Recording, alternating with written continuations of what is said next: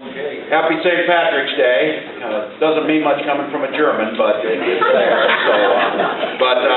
Thank you for being here. It's obviously a gorgeous day. There are many places you could be. You could take your talents, your time, your resources, and be elsewhere, but you're not, for the very simple reason you understand democracy takes participation. Of all the wonderful rights and privileges we're given, it also takes the hard work of being informed about the issues, of coming and listening to people who are willing to put themselves forward so that collectively we can do something for the common good. And for that, I thank you on behalf of not just all the people of the First District, I thank you on behalf of my children, because that's what it's really all about, of trying to craft a better life and a more perfect union. So thank you. And also, thank you for what I would consider to be the greatest honor of my life, the ability to be able to represent the people of the First District. This is my first time running for public. The last 28 years I've been employed as a real estate agent, working with all facets of the economy, commercial, residential. Farming is hard all my life. Small dairy farming is hard work. There's no getting around it. Always did a lot in politics.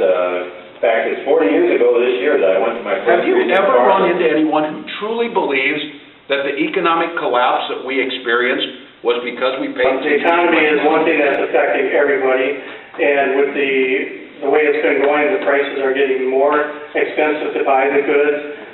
The gas prices are going to actually go up some more this summer, my understanding. So I mean, there's a lot of things that affect not just Fillmore County, but everybody in the county. Problems that we have and we need to face. One is the economy and the budget, and it cannot continually be balanced on the shoulders of the middle class at the expense of the people on the bottom end of the level. Houston and Fillmore County and throughout Minnesota, most of us are middle class people who work every day. And what do we get? Well, we get the Great Recession, which cost millions of people in this country their jobs. And that set off a housing spiral downward, which cost millions of people their homes.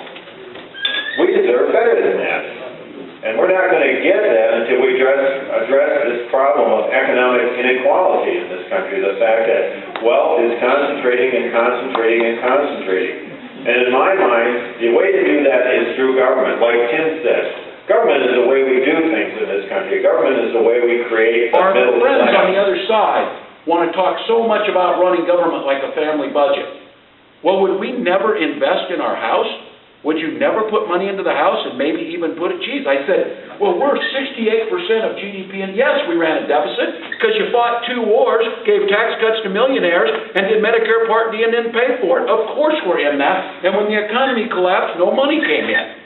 But that's no excuse to not invest in our children. It's no excuse to not invest in our roads, and it's certainly no excuse to not invest in what we've always done best, innovation and research. When people tell me that there's an enthusiasm gap in the DFL party, I just look at our candidates and their candidates, and I just think, really?